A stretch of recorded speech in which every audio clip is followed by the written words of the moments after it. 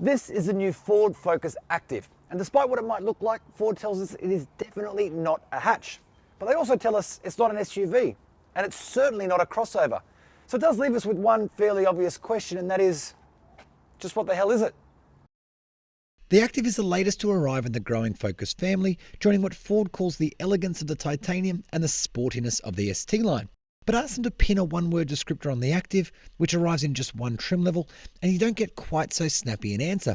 Instead, they describe it as a hatchback, only with a bit more capability. That capability arrives in more ride height, 30mm at the front and 34mm at the rear, as well as standard roof rails and two new drive modes, Slippery and Trail, designed to help the front-wheel drive Focus better handle off-road conditions like sand or icy roads. Climb into the cabin and you're met with a fairly focused feeling interior with this rotary dial rather than a T-bar shifter, for example, but there's also some exclusive Active stuff going on, like the blue piping on the seats and branded scuff plates at each of the doors. And there's also some clever technology too. This 8-inch screen, for example, is standard and it runs Ford's Sync 3 with navigation, but also gets Apple CarPlay or Android Auto. There's dual zone climate control and a wireless charging pad for your phone. The Active stretches some 4.4 metres in length, 1.8 metres in width, and 1.5 metres in height. In other words, it's very much the Focus hatch you're familiar with, no matter how much the ride height has changed. And that means your key figures are largely unchanged. You'll get 375 litres of boot space with the rear seats in place, and 1,354 litres with those seats folded flat. Ford says there's more shoulder room in the back seat, and they've tried to design an airy feeling space thanks to larger rear windows. And if you've ever spent time in a car like the Toyota CHR, for example, then you'll know just how important a little lightness and brightness can be for backseat riders.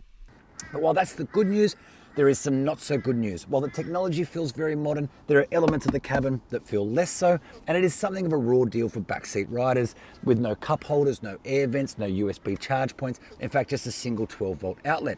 There is, however, plenty of room back there. I was sitting behind my own 174cm driving position, and I had plenty of knee room and headroom.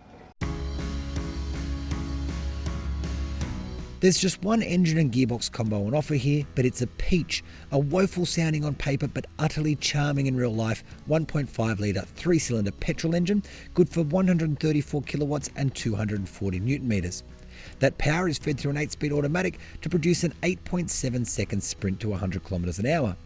You'll also get improved multi-link rear suspension that's missing from most Focus models, as well as an incredibly clever cylinder deactivation function that reduces claimed combined fuel use to 6.4 litres per 100 kilometres. One of the things that makes the Active is the increased ride height, but you're really only talking a handful of centimetres at each end. But you also get these two new drive modes, so as well as the usual suspects like Eco and Sport, you get a Slippery mode, which basically dulls throttle response to reduce wheel spin if you're on ice or a watery road or something like that. And you also get a Trail mode, which plays with the traction and brake settings to allow a little bit more wheel slip if you're on sand or something like that.